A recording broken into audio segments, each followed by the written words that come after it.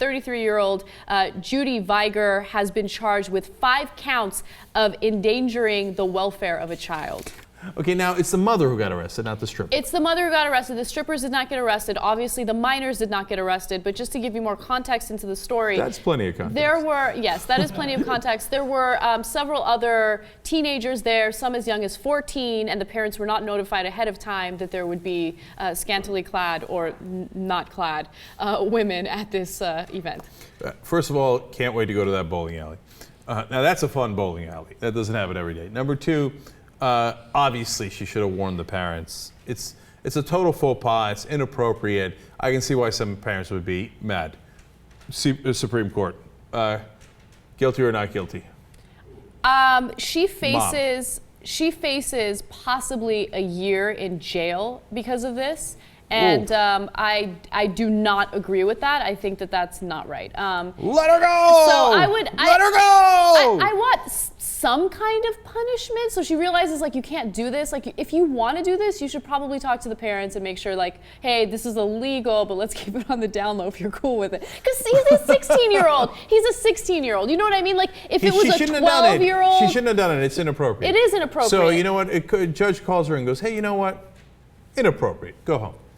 How about some community service? Okay, by the way, we did a story. Parenting classes. We did a story earlier in the show about Steve Ratner, guy who did paybacks, kickbacks to the New York State Pension Fund to win millions of dollars in contracts. One of the things he did was he promised one of the guys who run the pension funds to finance his brother's stupid-ass movie called Chooch. Okay? That sounds like a good movie. Okay, it's funny, okay? So when asked, since he got no punishment, he didn't even have to admit wrongdoing. All he had to do was give back some of the money that he stole, basically, right?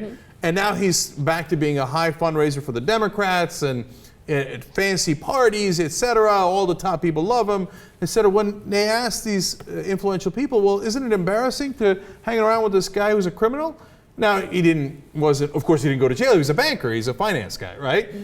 They said, well, his reputation was slightly hurt. That's plenty punishment enough. Wow. So if his reputation being slightly hurt is plenty punishment enough for rigging bribes to take pension funds, to invest pension funds, okay, and make a profit off of it, okay, you're going to send that woman to jail? Can you imagine? You're going to send that woman to jail. Can you imagine? For this, show me the picture again, okay? So this gets you possibly a year in jail for doing that to your son.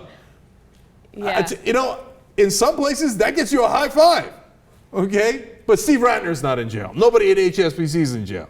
Yep. No way. Let her go. Can I get a hell yeah? Yes. Not guilty. Not guilty.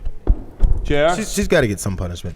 But she's facing a year. She's facing a year, which means she's not going to get a year. She'll get probation or something. You want to talk about like 12 hours of community service, I can live with it. But don't put a felony on her record. Don't put anything on her record. Classes? I like that. Why not?